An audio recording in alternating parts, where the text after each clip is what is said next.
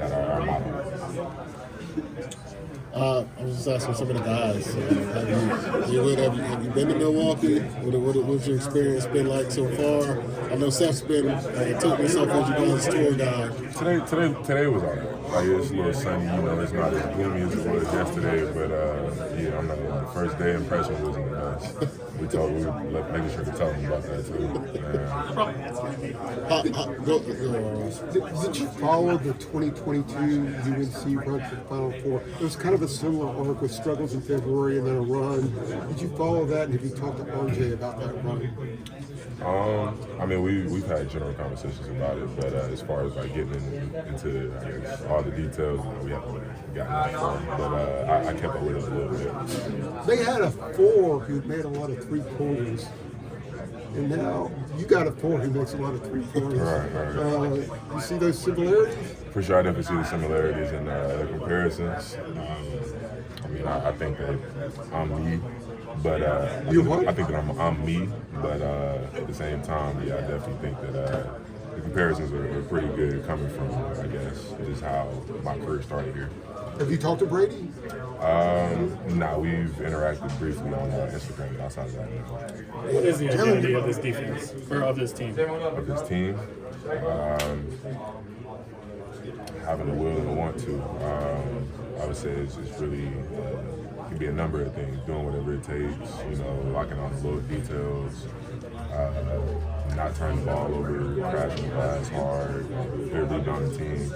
I think we can really have a lot of things that we're really focusing on. But I would say the specific one that would be tough to really give us something. Did you feel y'all were playing with like a chip on y'all's shoulders since people kind of counted y'all out, but now y'all are here? I would say so, yeah. I definitely think that we use it as motivation, to limit, if not have, or if anything, not have the mishaps on defense or the turnovers or the missed box outs. It really makes us really lax on those type of things. Jae'Lyn, I'm curious to what you've seen about from Ole Miss, a team that kind of similarly structured to you guys. What you've seen from them on tape? Look pretty good. That's any team. I think that film is to show their highlights, just so we can be aware of what they're capable of, their best moments. But I definitely think that given their circumstances and situations, it's a game of runs and about what these issues are going to do. What's been the difference in this team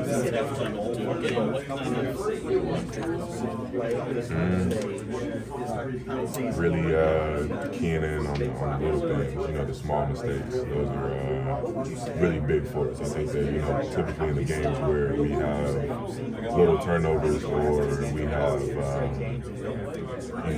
we're really out rebounding other teams or we're out shooting other teams, like those little things usually help us excel past the other team. What's been the coach's message to the team so far getting into the tournament? Enjoy it, but just understand that nothing is going to be handed to us just because we're North Carolina. We don't have any leeway to get comfortable.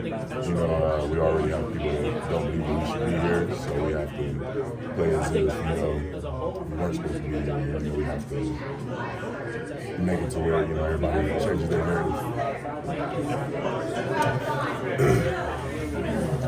Thank you. Not to go too long on the Brady stuff, but one thing you bring that no one's talking about is the two of you play similar edge. He is a very edgy player. He's what I call a fanny smacker, and it can trickle down.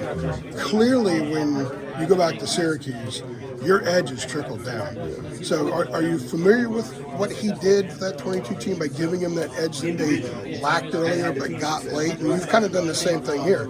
Because I would say that's actually the better comparison. For sure. I would say that part of them, I would agree.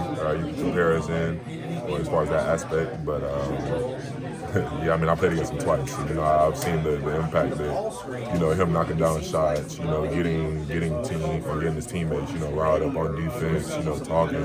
I seen what type of impact I could make. So I definitely think that that might have been something that I might have taken coming. Fans and media like easy comparisons because it's an uneasy thing for people to grasp. So that's being made, you and him. But you said a few minutes ago, you're you. Tell me what kind of player you are now. You're at the end of your career. You've been through a ton this year. I mean, it's been a roller coaster year for you, and here you are standing at the end. Who are you as a player now? And how much have you grown through the roller coaster of this season? A lot of maturity over the past 6 years, man. It sounds crazy to say, but I would say, coming in as a freshman who had the red shirt because I was too light in the britches to, being the super senior that's, helping his team thrive in the little run that we've been going on. It means a lot. It shows just how long the journey was and how much growth has been made. This time a year ago, I remember talking to you after the Wagner game. You were pretty open last year about trying to get comfortable here, and you were finally comfortable. Yeah. Now where are you? A year later, it's hard to believe that was a year ago. Man, crazy. But now a year later, what kind of dude are you? What kind of leader are you? What kind of basketball player are you? I would say, I think HD talks about being transactional or transformational, I believe. And Ty, is it transformational and transactional, leader? Transformational. Yeah, transmission. Okay, yeah, I thought I was tripping. Transactional, you're paying guys to follow you. That part. But I think that mine is more. I have the best of both worlds.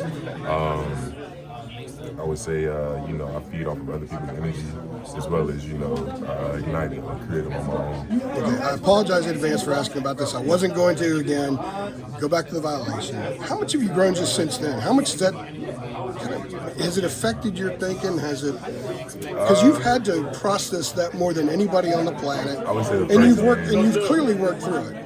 Yeah, the first game was tough. I'm not gonna lie. I was, making sure I wasn't passing any lines. I was hesitant to really go at times, but I think I worked out the nerves at this point. Yeah. You don't like questions about it, do you?